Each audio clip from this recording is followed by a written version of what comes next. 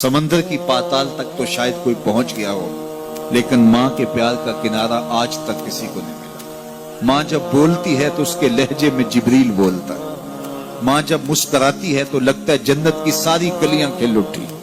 अल्लाह ने उसके सीने में वो दर्द, वो दरक, वो मोहब्बत, वो उल्फतों का एक जहां आबाद कर दिया है। माँ तो फिर माँ ही होती है। उसके सीने में रखा हुआ प्यार तो एक अजीब कायनात है।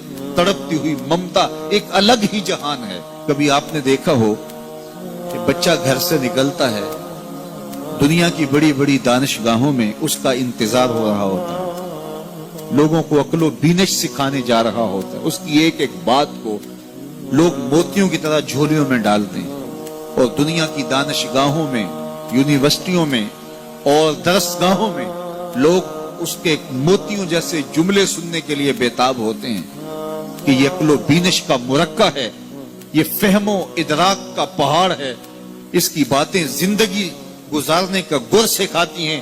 तो लोग सीखने के लिए जमा होते हैं, लेकिन वो शख्स जब घर से निकलता है तो माँ कितने भोले अंदाज में कहती है, पुत्र जरा सड़क ध्यान से अबूर करना। जो दुनिया को अक्लो बीनिश का सबक सिखाने जा रहा है, उसको ये भी नहीं पता कि सड़क कैसे अबूर करनी है। लेकिन माँ के प्यार का रूप है, ये माँ की मोहब्बत का तेवर है, ये उसकी उल्फत के रंग हैं। और जब तक बच्चा घर पलट नहीं आता, बेटा वापस नहीं पहुंच जाता, माँ के दिल में खटका रहता है और वसवास में रहती है और बेटे के लिए दुआएं मांगती रहती है कि मेरा बेटा खैर से घर पलट आए। माँ के सीने में इतना प्यार क्यों है? दुख झेल लेती है, तकलीफें गवारा कर लेती है।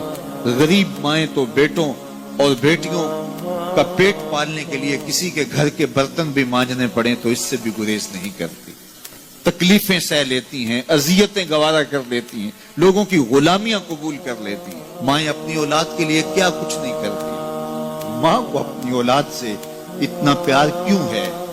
एक ही जवाब है, इसलिए कि माँ ने औलाद को जन्म दिया है। मेरे जुमले को दिल के कानों से सुनना।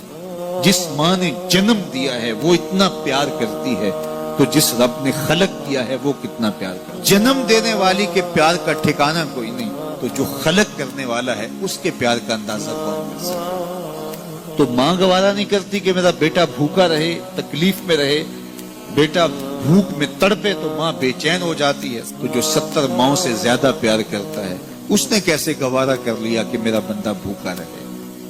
सहरी का खाना खाया है, कड़कती दोपहर है, बरसती गर्मी है, जुबान पे पिपड़ी जम गई, हलक खुश्क हो गया, खाने के लिए पीने के लिए सब कुछ मुयस्सर है, लेकिन कहा नहीं एक घूंट भी नहीं लेना।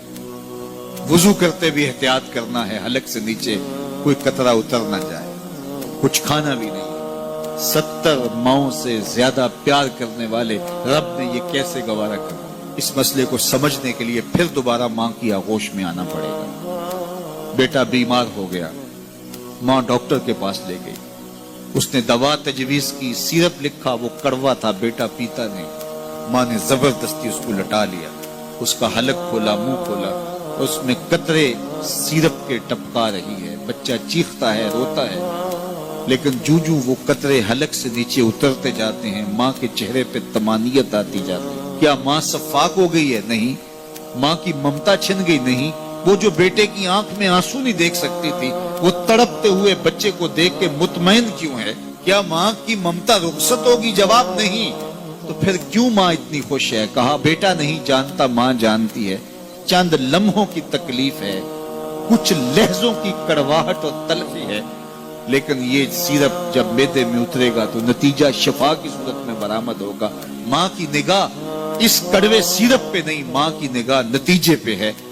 कहा 70 माओं से ज्यादा प्यार करने वाला रब तुम्हें बहुत प्यार करता है, लेकिन भूख और प्यास इसलिए गवारा करवाई जा रही है, लअल्लकुम तत्तकून। इसका नतीजा तकवे की सूरत में बराबर। तुम्हें इत्तिका की दौलत मिलेगी, तुम तकवे का नूर पालोगे। इसलिए महीना एक मौका है, एक फुर्सत है। हम इस फुर्सत को गनीमत जाने और अपने नफ्स को काबू में करें। रोजा हमें बहुत कुछ सिखाता है, इससे वो सब कुछ सीखें और अपने मन को संवारने की कोशिश करें। तो जब हम तकवे की दौलत पालेंगे तो रोजे का मकसूद हासिल हो जाएगा।